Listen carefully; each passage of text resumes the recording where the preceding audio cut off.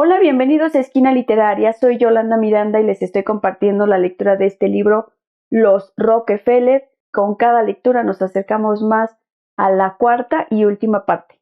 Así que no se desesperen, en estos últimos capítulos se pone muy interesante la lectura.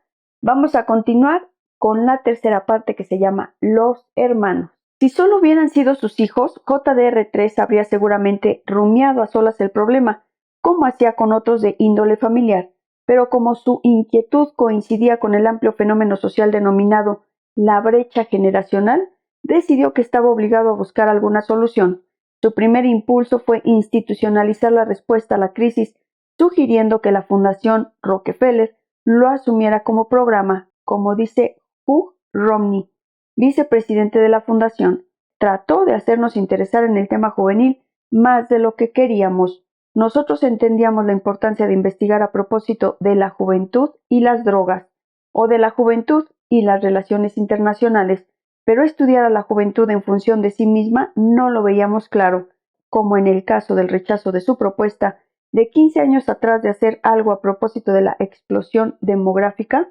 JDR3 decidió asumir él mismo el problema. En esta ocasión contaba con una agencia, aunque modesta, para emprender la tarea. Unos meses antes de su experiencia con la protesta estudiantil en Hampshire College, había organizado una asignación especial Juventud dentro del fondo JDR3. No era de extrañar que eligiese considerar el problema como desapego de la juventud respecto al sistema y que estipulase como primordial cometido de la asignación el descubrimiento de posibles ámbitos de cooperación y comunicación.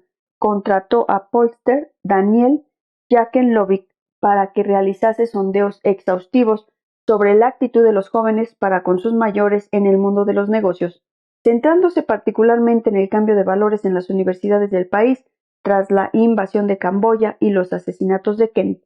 Se concertó el diálogo entre activistas selectos y destacados industriales como A. W. Clausen del Bank of America en 6 distritos de la metrópoli. El propósito de aquellas reuniones, según el informe de la Fundación en 1971, era procurar a los dirigentes de los negocios y de la comunidad un mejor conocimiento del diagnóstico que hace la juventud de la sociedad y posibilitar a los jóvenes una mayor profundización en el proceso de hacer las cosas bajo las imposiciones de las instituciones del sistema. Sin embargo, al final del programa, algunos de los jóvenes que trabajaban en el estudio sufrieron una desilusión por el hecho de que los esfuerzos parecían encaminados a un fin previsto de antemano, ya que nunca había habido un interés real por estudiar a fondo la problemática. Como diría más tarde un miembro del equipo, el problema era que todo empezó con ciertas suposiciones insinceras, que la brecha generacional era un simple problema de comunicación y que si la gente hablaba entre sí, todo se resolvería. Rockefeller se inclinaba particularmente por esta alternativa, pero el problema estribaba en que no quería creer que hubiese motivos reales o fundamentales para que los jóvenes conculcasen la autoridad, en particular la de los hombres de negocios y la paterna, y así nunca se incluía esta faceta en nuestro trabajo. Yo tengo la impresión de que a él le habría resultado personalmente terrorífico asumir esa posibilidad. Cuando el equipo especial Juventud hubo completado sus trabajos, le sucedió el proyecto Juventud, que tenía por cometido llevar a la práctica actividades en facetas preocupantes que se habían descubierto. JDR3 tomaba parte en las discusiones y participaba en las deliberaciones sobre propuestas de donaciones y política a seguir.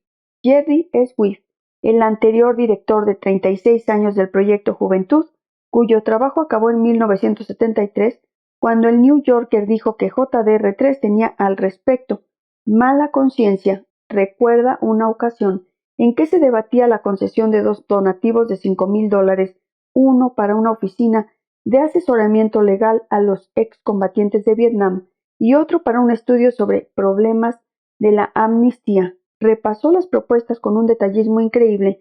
Ninguno de nosotros les había dado tanta importancia. Nosotros hubiéramos aprobado una o ninguna, pero estuvimos casi 4 horas sopesando los pros y los contras, y finalmente él dijo que lo consultaría con la almohada. Al día siguiente llegó a la oficina y nos dijo que ya lo tenía decidido. Aprobaría el estudio sobre la amnistía y no la asesoría legal. Todos dijimos, de acuerdo, es una buena decisión, pero no acabó ahí la cosa. Más tarde vino a mi despacho, se sentó y volvió a exponerme todas las motivaciones de su decisión con detalles abrumadores. Yo le manifesté que no tenía importancia, pero él insistió. Era como si estuviese implorando comprensión. Ya lo creo que tiene mala conciencia.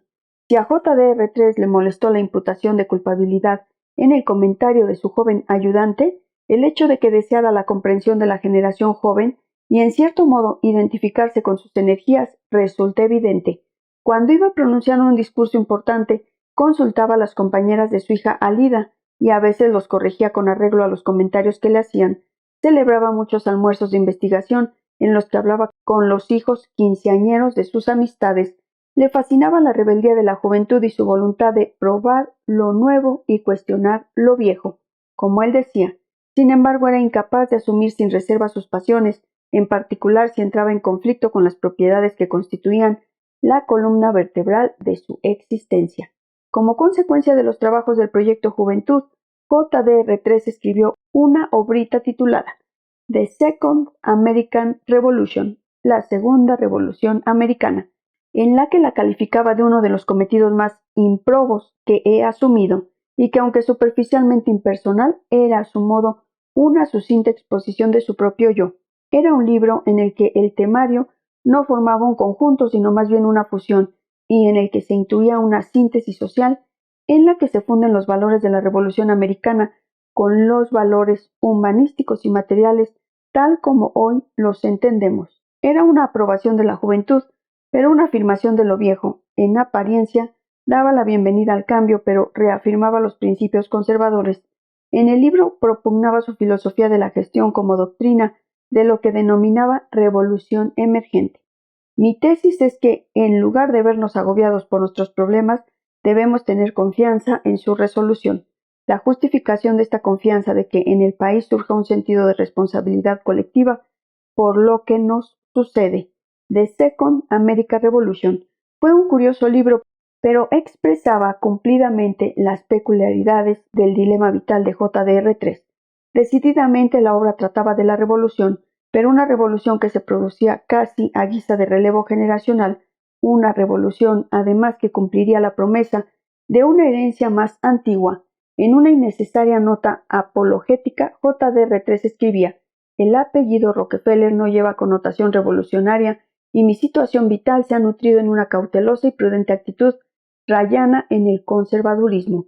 No me gustan las causas equivocadas. Tengo notables antecedentes de republicano, pero cuando uno descubre el surgimiento de una revolución de potencial positivo, ha llegado el momento de dejar de preocuparse por palabras tabú y de empezar a pensar en qué puede hacerse para garantizar un resultado positivo. Las críticas que señalaron lo poco característico que era que un Rockefeller expresase semejante apoyo a las reivindicaciones rebeldes de la juventud complacieron a JDR3, cuya incomodidad con la imagen Rockefeller configurada por sus hermanos se había ido acentuando con el paso de los años. El vínculo metafórico que establecía entre la crisis generacional de la familia y el país daría un nuevo giro en 1974, cuando en su despacho se recibió una llamada de Leonard Garment, miembro de la plantilla de Nixon en la Casa Blanca, pidiéndole ayuda en relación con la proyectada celebración del bicentenario, que por las secuelas del asunto Watergate tropezaba con dificultades. Después de consultar con sus ayudantes, JDR3 accedió a sumarse a la comisión del bicentenario y a aportar ayuda financiera para intentar apartar la conmemoración del aura de escándalo y de los burdos mercachifles de la historia nacional a quienes habían recurrido previamente los ayudantes de Nixon. Recordando los motivos que impulsaron a Rockefeller a sumarse al proyecto, John Hart de la suite 5600 dice lo siguiente: se trata no de que el bicentenario fuera a ser una conmemoración floja, sino que si no se hacían cargo de ella unas personas responsables, iba a ser un desastre. Esto es lo que motivó su interés. No fue un asunto en el que entrásemos precipitadamente sin pensarlo. Era un asunto patriótico. De hecho, JDR3, ataviado con sombrero de copa, un traje de barras y estrellas y una perilla, habría parecido una alegoría perfecta del tío Sam. Pero además estaba la levadura del pragmatismo que habría enorgullecido a su padre. Era como si John D. Rockefeller III hubiera comprendido con su habitual estilo elíptico que como su familia mantenía una estrecha identificación con la nación, él tenía la obligación de demostrar que no era tan perversa como parecía. En cierto sentido consistía en acostumbrar a Estados Unidos a los Rockefeller. Espero que les esté gustando la lectura de este libro, Los Rockefeller. Los espero en el próximo video para continuar con esta lectura. Muchas gracias por escuchar.